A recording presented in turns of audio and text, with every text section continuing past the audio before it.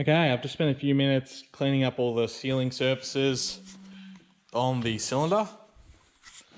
I've set the hone up in the drill, and what we're going to do now is redo the cross hatching and hone that out.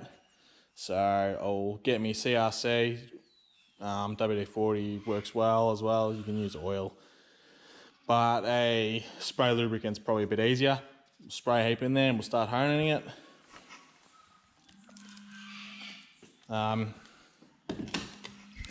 might remember from when we did the engine in the Yamaha, did the honing as well. So what you want to do is be your honing. You can use those Dohne brush styles as well. They work pretty good, but we got that 3-prong style. You want to have it going relatively fast and just move it backwards and forwards to create good cross hatching. And just make sure you spray plenty of lubricant. And yeah, we'll do that until we get a nice cross hatching and it looks pretty clean. Get this set up in there. So the stones are in, we'll give her a good spray.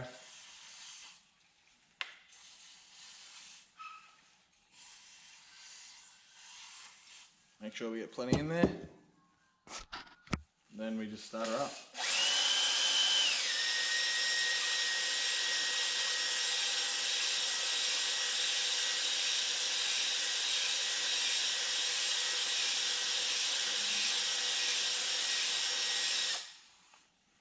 Spray some more spray in there.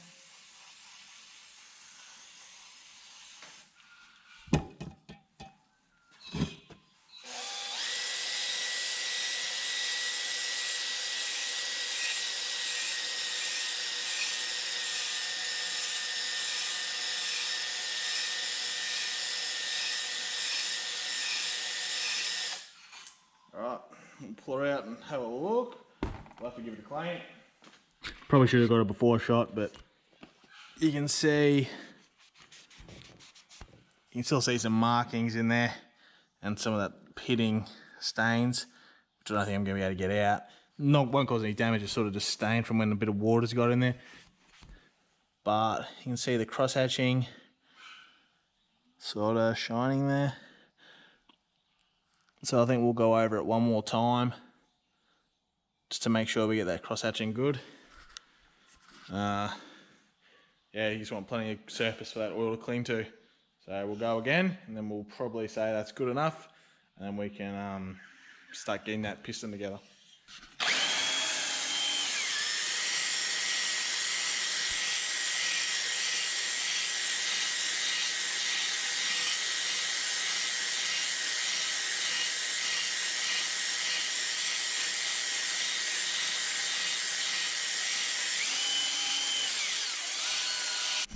So I need to clean that out still.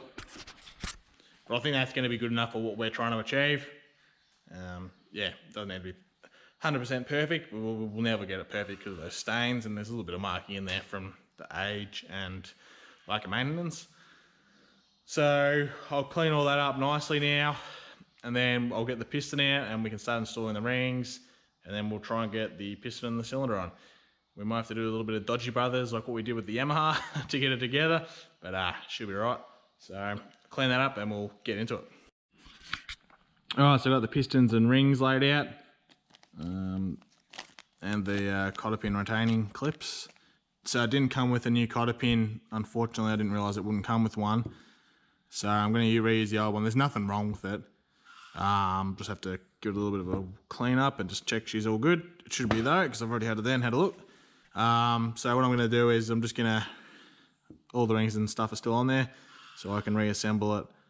I can just look at that to reassemble it. So here's the two actual piston rings. The smaller, thinner one being the top. It doesn't matter which way you put that one on, I think. Oh, actually, yes it does. You'll see there's you might not be able to see, there's a slight chamfer on this inside edge. You see there's an R, I don't know if the camera is going to pick it up. Oh, we can see that mark up the top there. It says R. I don't know why it says R, but that's what they've got. I don't know what it means. But that's the top. And then on this second ring, you'll see there's a ridge The camera's not doing a very good job picking it up. There's a ridge on, if you're doing this, you'll see there's a slight ridge on the bottom outside edge. And that needs to face down towards the bottom of your cylinder. And then with your scraper ring, basically all that is, I've got them all intertwined now, but anyway, basically that's the ribbed one sits in between the two rings, and then that is your scraper ring, which cleans all the oil down, and it does allow oil to get in around it. So what I'll do is I'll get a little bit of lube up the piston where the rings are going to sit, and then we'll start putting the rings on, and then we'll make sure that we get it all spaced out correctly and that everything's set up and ready to rock and roll. Alright, so get me your lube. We won't apply a lot at the moment because we'll cover this in oil as well. We'll just apply a bit in around the ring surfaces, just so that they're not dry when we put the rings in, and it'll help lube everything up.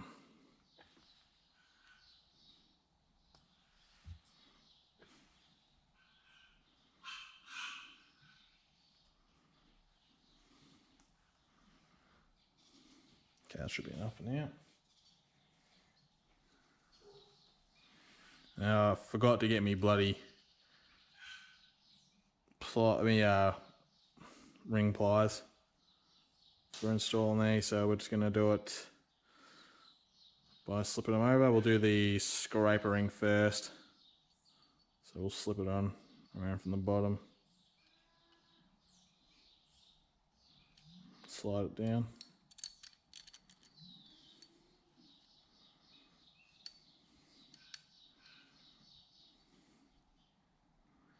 Alright, so that's the first one on.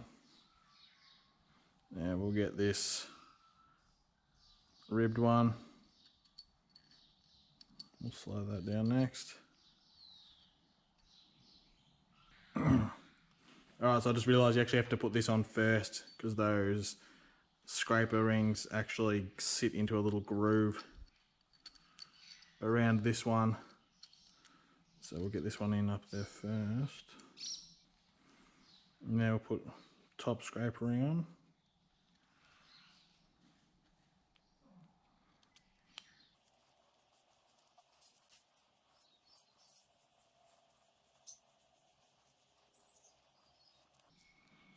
Alright, so the top, I have the top scraper ring on top of the meshed one there. So now slide this bottom one on.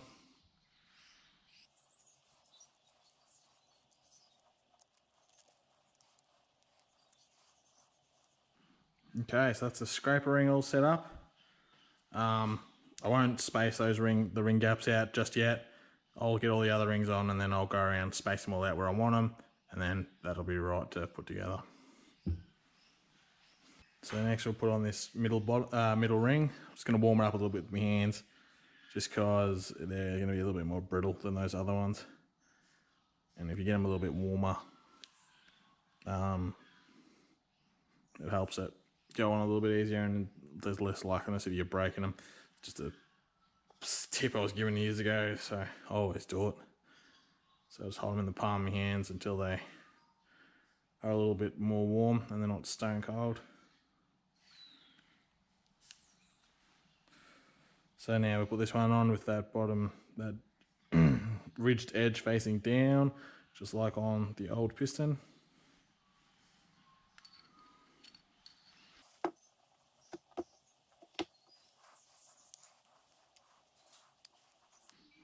Alright, that one's on there as well now, so we'll put the final ring on.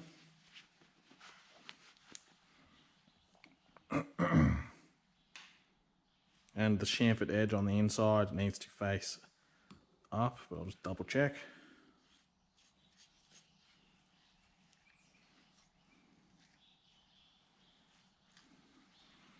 Yep, the chamfered edge needs to be facing up towards the top of the piston.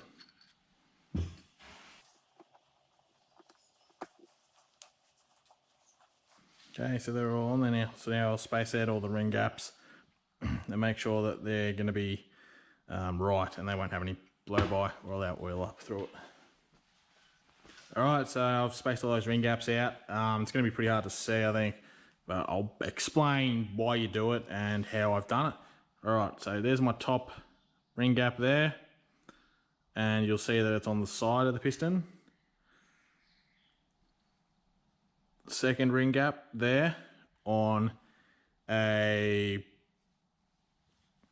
angle like that, I don't know the term, but they're facing away from each other at opposite ends, but on the same part of the piston, just opposite ends.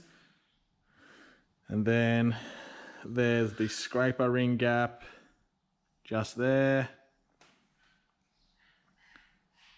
Where's the other one? Hang on a second. And then there's the other ring gap there, scraper ring that is. So you'll see that at no point does any of the ring gaps line up with another ring gap. So on this second ring here, the bottom scraper ring is over here. And then on this top ring gap, the top scraper ring gap is over here, so that there is no allowance that anything can blow by or oil can get through. And the reason you put your ring gaps or try to get them on this side is when the piston fires, all the force is directed to this front and rear surface.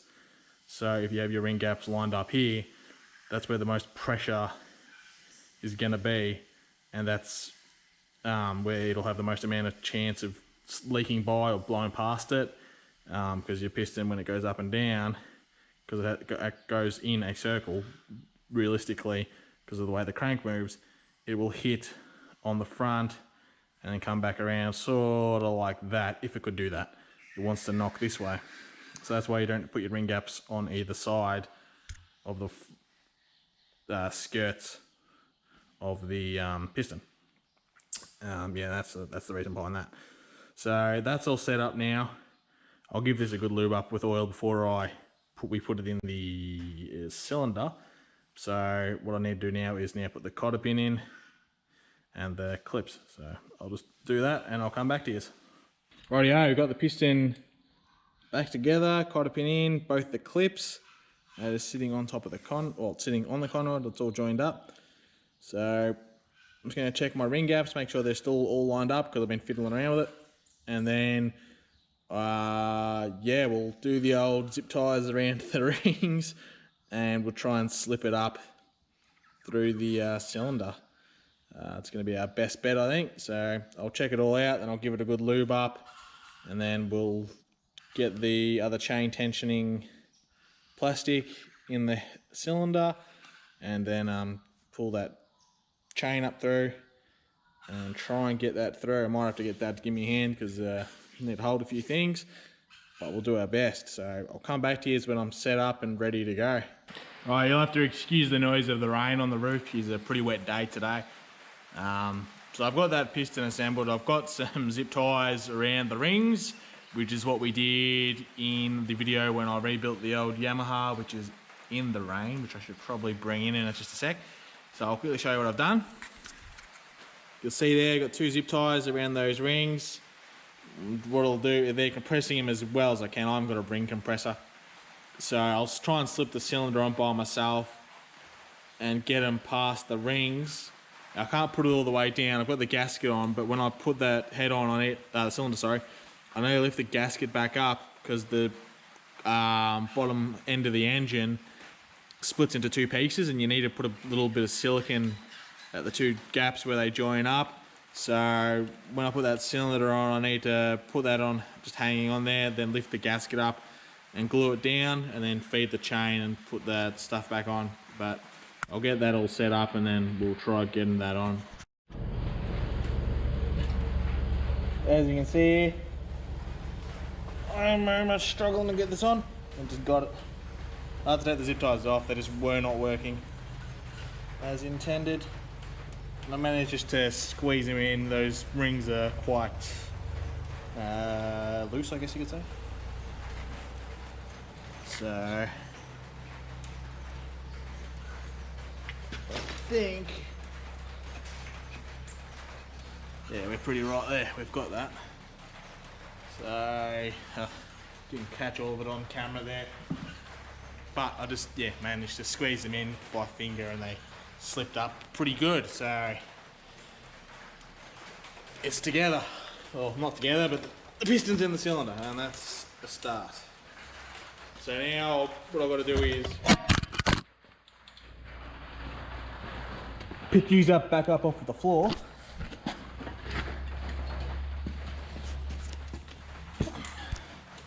Yeah, what I've got to do is lift this gasket back up. There's a join right there that needs a little bit of silicone, and the same down the other end. So I'll put a little bit of silicone on there, feed that chain up through, and then push that down.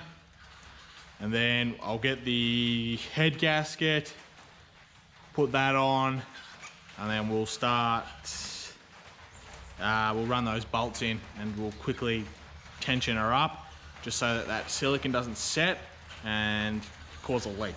So I'll get myself all set up and then I'll come back to you when I'm ready to push that all down and we'll see how we go. I've just got the cylinder back on, just forgot to hit record, sorry about that everybody. But that's back down. So on this side there's actually two small bolts that have to go in. So I might just whack them in just to hold it in place for the minute. Ow. And then yeah, I'll get the head gasket and what have I got back on? Alright, they're just nipped up just a little bit.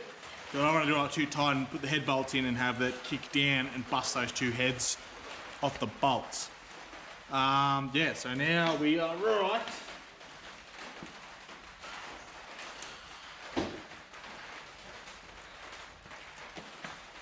So now we can go about getting this head back on. Just want to try and get this cylinder back to top dead center because it's roll around.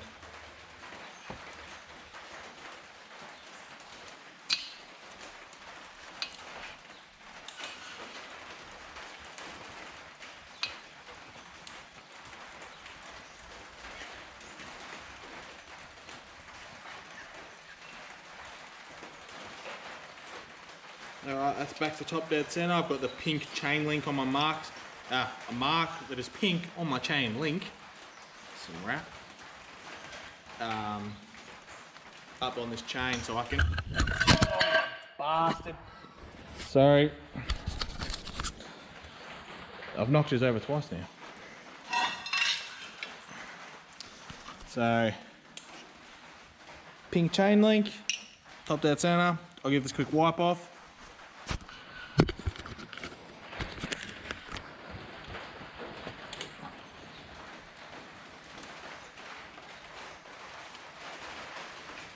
Wipe any excess engine lube off just because I don't want it to have any chance of hydraulicing, which it's unlikely that it would, but there's always, you know, that thought in your mind. It's better to be safe than sorry. Okay, so that's pretty good. So now we can slip the head back on and do the bolts up and tension them down, and then we'll be live. Before I do that, we've got to put these two collets on. Oh, well, dowels, like, not collets. I don't know why I call them collets.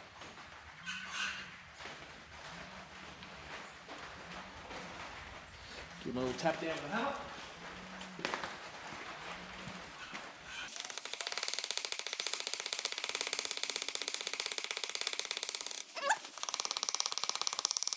That one's in too. So, we should be right to roke and roll. Get the head gasket and slip the head on.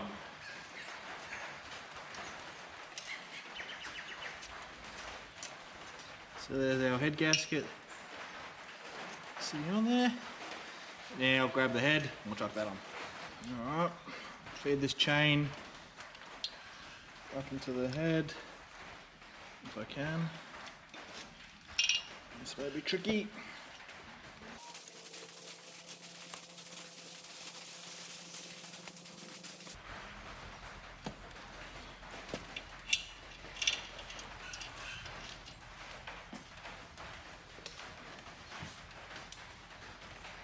Alright, so the head's sitting on there alright. We've got it around the right way. So now we'll grab our head bolts and slip them in. We'll also put a bit of oil underneath the shank of the head, underneath the head, just to make sure that it doesn't bind up in the head. Right, so we'll apply some oil just where the head of the bolt's going to run.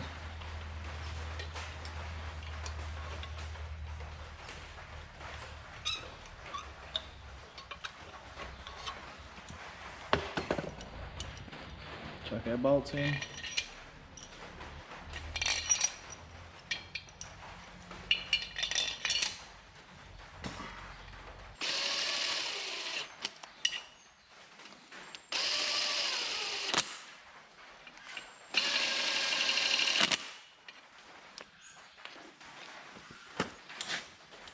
Still not firm with the breaker bar just for now.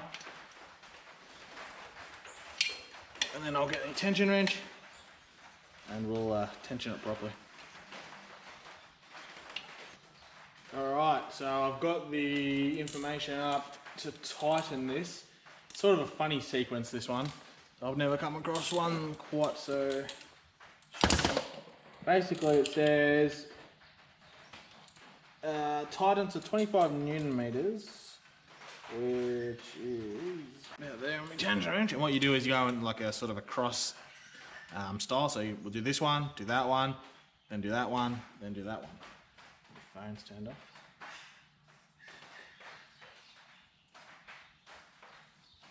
So we'll start down here.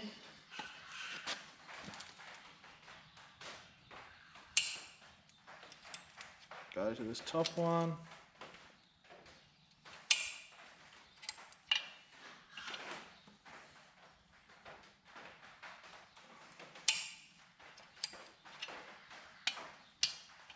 Go to this one. Alright. So once you've done that, it then says to loosen 180 degrees. So then we have to go back to the top one. This makes no sense. I don't know why on earth you'd loosen it 180 degrees, because now they're completely loose.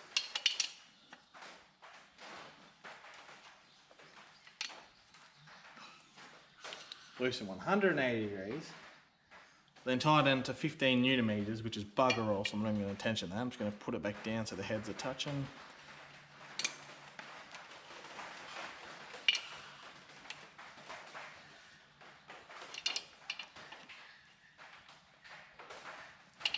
It's probably 90 degrees really. When you've done that, then tighten 90 degrees. So we'll go across all of them again to 90 degrees.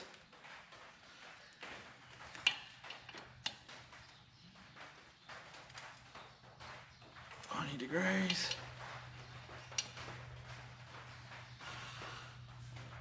90 degrees.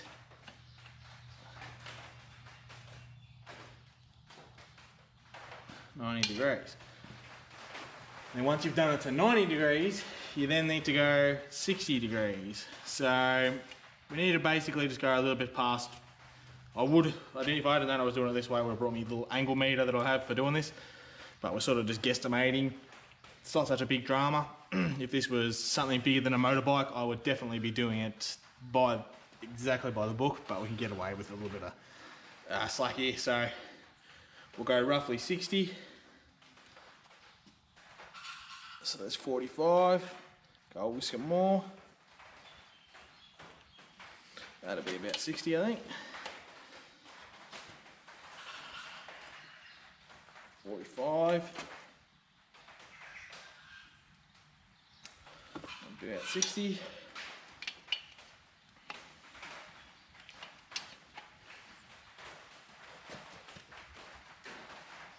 45.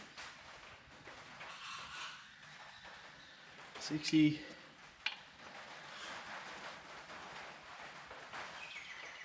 45.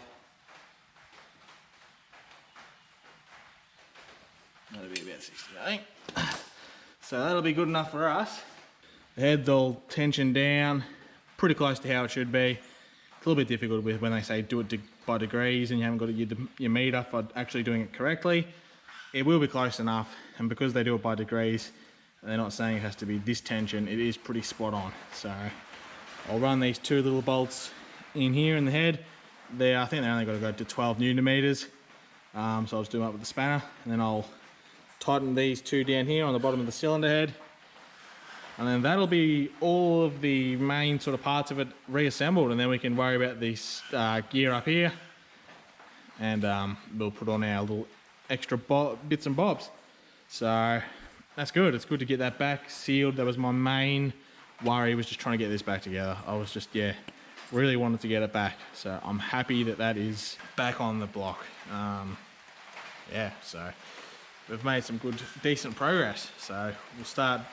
I'll put these couple of bolts in, do that, and then we'll talk about the timing gear. All right, so now we're ready to put the cam gear on. So as you'll remember, I pulled it apart, I made a mark down the bottom, which is the timing mark. There's also a T, and I also made a mark up there that has to link up with the pink link on the chain. So what I'll do is I'll slide that in there, we'll feed the chain around it, and we'll slip it onto the camshaft. Now this can only go on one way because of that notch, so we can't mark that up. But yeah, I've also just squirted a bit of oil in and around all that stuff to get it soaking and lubed up, so that when we start it, there's plenty of lube already up there. So I'll get this on, and then we'll get the chain all wrapped around it, and then we'll put the bolt in and we'll tension that up, and that's got a tension that I'll talk about when we get to it. So we'll start doing that. So what we need to do is just slip the gear in. We'll try and wrap it around the chain. It'll be a little bit fiddly, but it shouldn't be too hard. There we go. Going over the cam. So I'll put this bolt in there just to hold it in place, obviously. Alright, so the cam gear's in there. There's the pink link timing mark that I made. Then the timing mark there, which lines up with that groove. The paint came off because I put in the ultrasonic cleaner. So that's all lined up. So that should be all timed correctly. If you were doing this job and you had the chain off, you'd have to be really cautious. Well, I don't think you could get the chain off unless you removed the link without pulling the crank apart. But if you, for whatever reason, pulled the chain off and you had everything off, do your best not to move the crank, because if you move the crank then put the chain on, your timing can be out. We're lucky we didn't have to pull the bottom end apart, so all my timing is right. As long as I put all those marks back where I had them, then we were never going to have a drama. So just keep that in mind. So now we'll tension that bolt up, and once we've done that, we'll adjust the valves, I think, and that should be a pretty quick and simple job. So I'll get the tension wrench set up again, and we'll tension that bolt. Okay, so I've got the tension wrench set up. Now, according to Polaris, I ended up finding a workshop manual, by the way. According to Polaris, the tension for the cam gear bolt is between 40 to 70 Newton meters. I'm not sure why they don't give you just one number, but that's the tension we can put it to. So that's what we're going to do. So I think the best way to be able to tension this is put a screwdriver in the cam gear and then try and hold it, just because there's nothing really to grip on. So it doesn't matter if it turns because we're timed. I'll try not to break anything. If we break something, we'll really be in strife.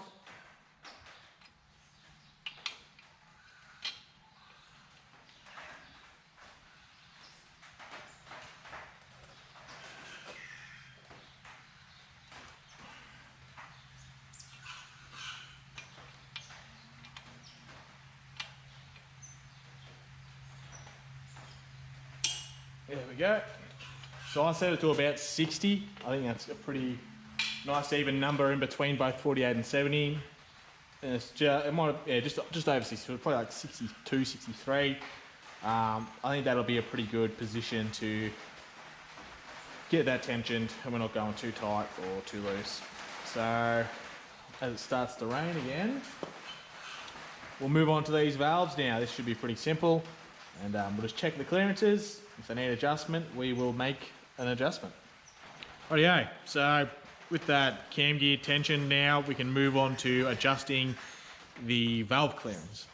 So what you need for that is a set of feeler gauges, and the clearance for both inlet and exhaust valves is 1/6 thou or 0.15 of a millimetre. So what you need to do is have your engine set to top dead center, which ours is because we just reassembled it, and we need to slide this in between the adjusting screw of the rocker and the top of the valve. So now, because we've rebuilt this and we've lapped those valves, it's expected that our clearances won't be correct when we've reassembled it. We would think they would be smaller. It might be only by a hair, and you still may be within spec. But it's good to always check after an engine rebuild, always adjust your valves, especially if you put new ones in. And because we've put new ones in, we're doing that. So I'll show you what we do. It's pretty simple, and there's not a great deal to it. So looking at our rockers, we have it set to top dead center. All the timing marks are lined up. And we should be able to lift this up and down, which it has a very small amount of movement, and that means that we are on the rock on both sides.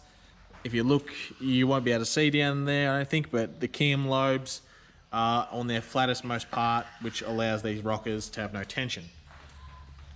So what we do, get our feeler gauge, and we just slide it in between the rocker adjuster and the top of the valve. You should feel a little bit of friction. There is a little bit of friction. I might just adjust it a little bit. Do the same on the exhaust.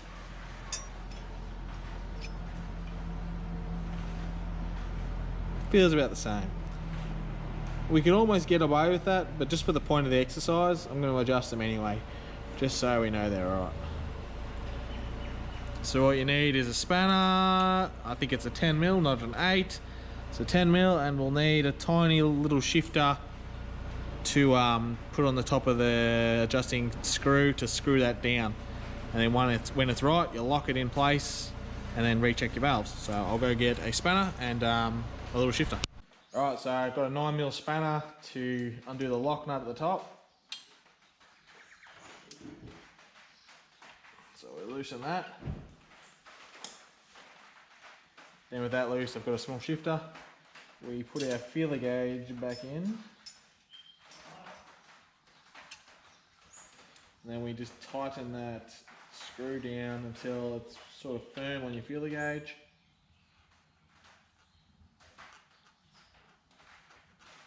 That feels pretty good to me.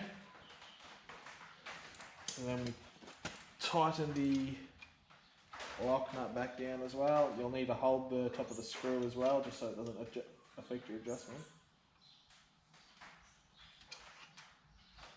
Can be quite fiddly. This is very small, so it is a little bit fiddly. You want to get it pretty tight. And just recheck your adjustment. That's pretty good. So we'll do the same on this one. This one's going to be a little bit more tricky because my feeler gauge won't stay there. So back that off. Get your feeler gauge back in under the valve there. And then we'll crank down.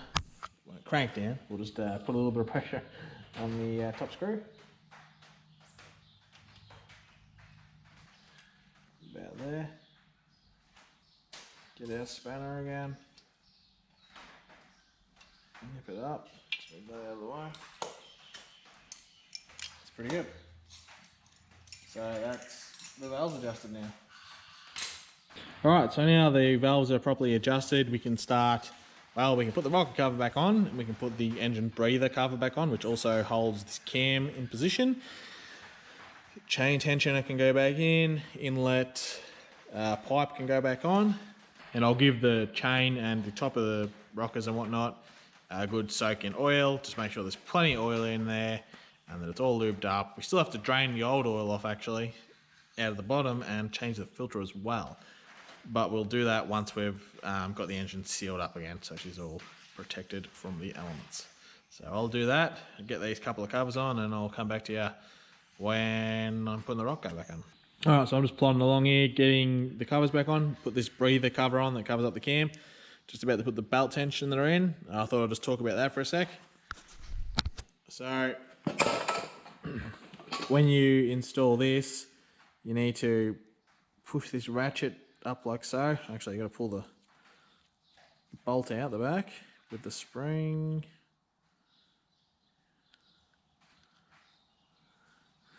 You need to push this ratchet in all the way like so. So it's fully closed, and then with it like that, you slip it back into the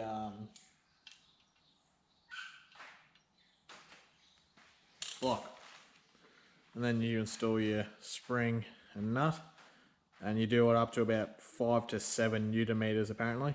So you just need to make sure you ratchet that adjustment back in, and then you can install it all back together. Alright, got the chain tensioner installed. You'll notice the green dots at the bottom. That's how it has to go in. So just make sure that that lower part, or the thicker part, has the green dot on it, and the thinner part's at the top. So that's all tightened down. I couldn't get a gasket for it, so I had to use 3-bond, which won't be a drama. So that's all right to go. So I'll chuck the rocker cover on, put the inlet pipe on, and then yeah, we'll be ready to... I'll drain the oil and drop the filter as well. We'll be ready to roll it back into position. Just while I'm talking about that, last weekend after I stopped working, Dad came down and pulled this drive shaft out. We had to replace the unis because they were so buggered, so he chucked some two new unis in there, and they're actually greasable ones. The old ones weren't. So that's really rock solid now. They're Hardy Spicer unis, and they're a little bit more beefier, I think, than the older ones that originally came with it. So now that they're serviceable and we can grease them, we should be able to get a lot more life out of those. And now this shaft's solid as a rock, so Dad will come. I think he's on his way down. He's gonna put that back into place while I finish off the engine, and then we'll be ready to roll the engine and subframe with the rear and all that back up to the front of the frame of the bike and bolt it back all together, and then we'll yeah, do everything we need to do in between. Alright, as you can see, you got the rocker cover back on, chain tensioner, this breather, the inlet pipe, put the new oil filter on. I've dropped the oil out of the sump. I'll fill that back up once we get it back to the chassis so that it's at the right level. And Dad has put the drive shaft back in for the front axle. So now we're going to get ready to roll the motor and the rear end back into the front of the chassis and try and bolt all that up, and then put all the wiring and hoses and whatnot back together. Alright, so we're just about to roll it back. I've cleaned up the shaft from the gearbox, put some never sees on it, and we've done the same on the other end of that shaft. Because when we roll it back, we'll have to line them up and get them sort of on first, and that'll probably be the trickiest part.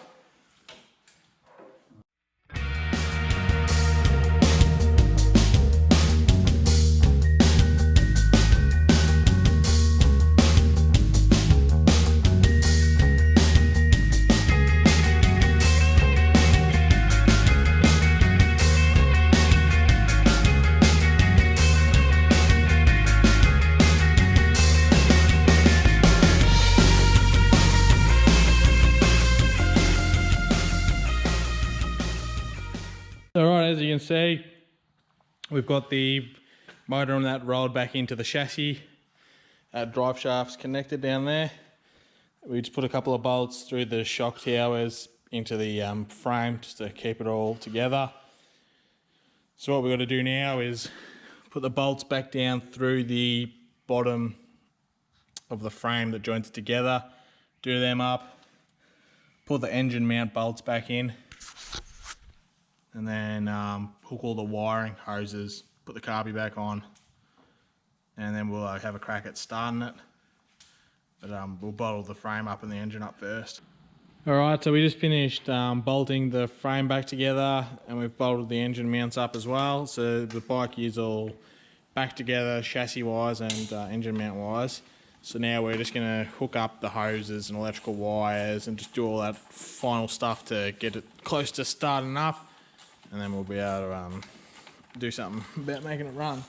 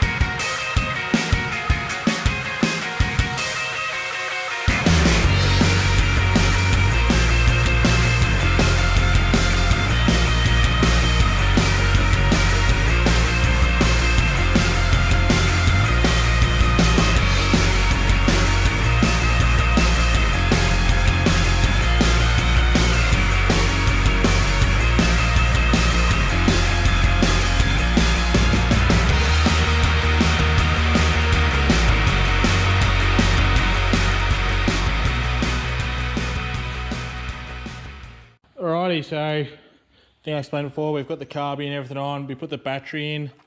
We've got power up on the dash.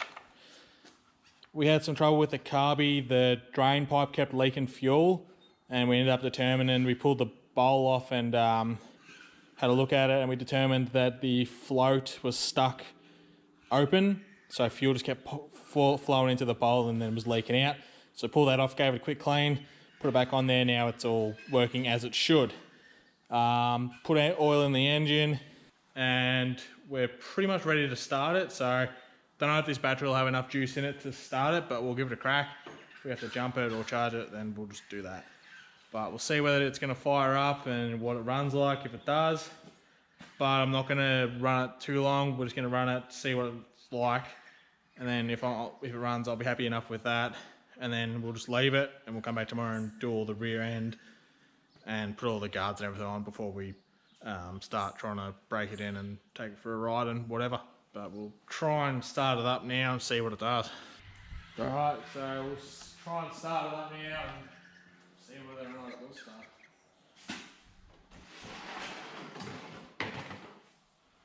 Choke it a bit.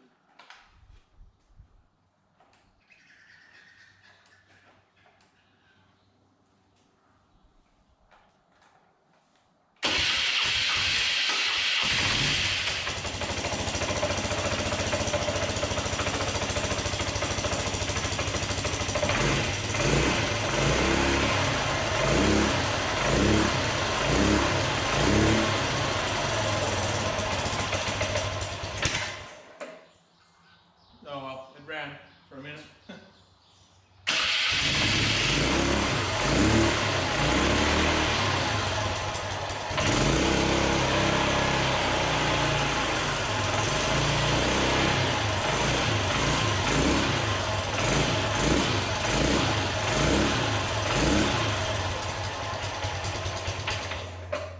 Alright, well it seems to run. The exhaust, the muffler is blocked.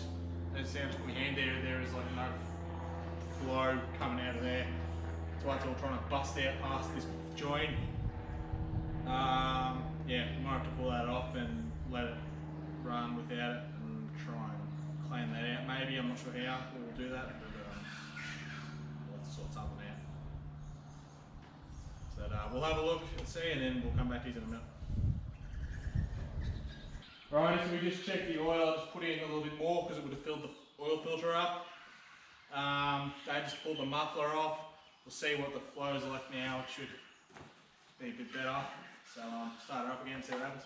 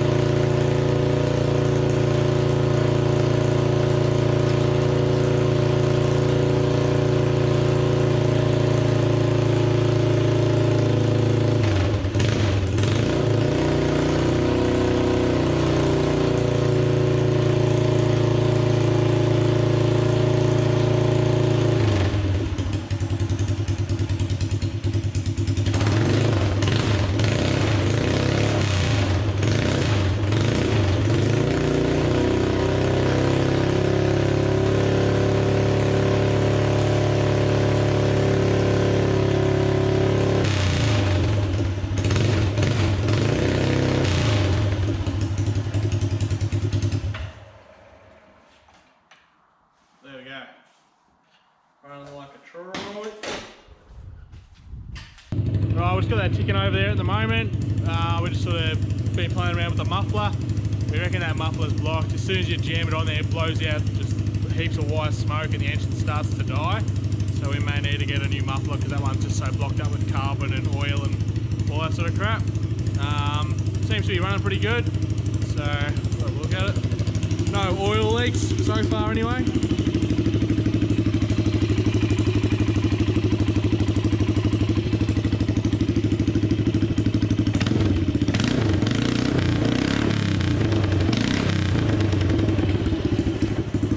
V8 Landcruiser's at your heart out.